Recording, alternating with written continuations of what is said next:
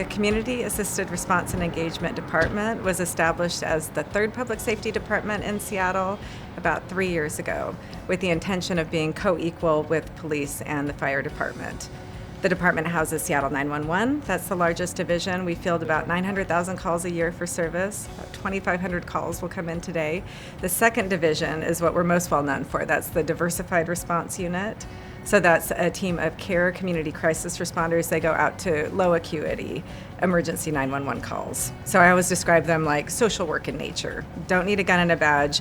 We don't think it's going to end at the emergency department. As a crisis responder, we're responding sometimes with police, sometimes at the request of police, but to calls that are in the 911 queue that have a behavioral health nexus. So that could be substance use, that could be mental illness. A lot of our calls involve people who are unhoused because there's so much co-occurrence there. And then we're in the field responding to calls. If we're not on a call, we are a little bit more like an outreach team where we're trying to be a little more proactive in the field and looking for people to sort of build community trust and things like that. Before we had the care unit established, we never really had the right people to respond to calls. It felt like, especially with mental health calls, a lot of the times all we had was police, and so we just had to send whoever was available. Whereas now, since the care unit has been implemented, we have people who specialize in behavioral health, trauma response, trauma-informed care, and so now we can send better resources out to address issues. I definitely feel more empowered. I definitely feel like we are making more of an impact on the community and we're getting people connected to more long-term care. A lot of the times it felt like we had a lot of the same repeat and chronic callers, and there was really no long-term solution to get them connected to who they needed to be connected to. Whereas now with the care responders, I feel like we're actually getting these people the resources that they need, and we're bringing more of a human element into our call handling. The police response is not always the best response. And in those cases of low acuity calls, care and the availability of mental health specialists, crisis responders, to address the lower acuity cases is super important. With care, it's a segment of the population that we are just not missing. It allows for people that come to police attention to be handed off to the right tool.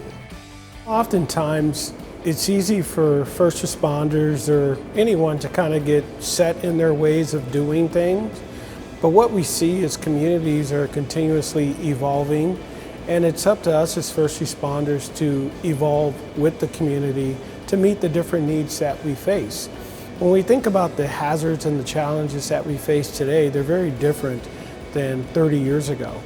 And on the topic that we're talking about here, where we all share spaces, serving people who may be in crisis. And that's an area that I'm really proud of the Seattle Police Department, the Fire Department, and the Care Department for really communicating, coming together to figure out how we serve that person who's in need of something. We have seen an unprecedented need of families experiencing homelessness in this community. So we have anywhere between 50 and 70 families seeking emergency shelter every night, but only 1 or 2 of those families is coming in a week because the need is just so great. And so when we have other community helpers that are expert and they are trained to work with families who are having that crisis, they can provide those resources in partnership with us to really support a family on that journey. The Community Assisted Response Engagement Department, affectionately known as CARE, I think is where modern policing will go.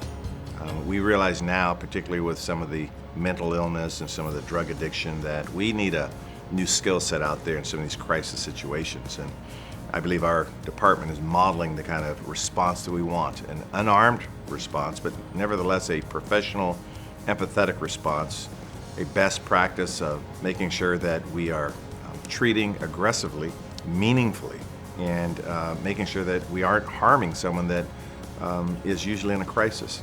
I can see a future where someone calls 911 and they do get the best first response, that the care department has grown up enough to have adequate 24/7 response where I would have that clinician, that behavioral health responder there in 5 minutes.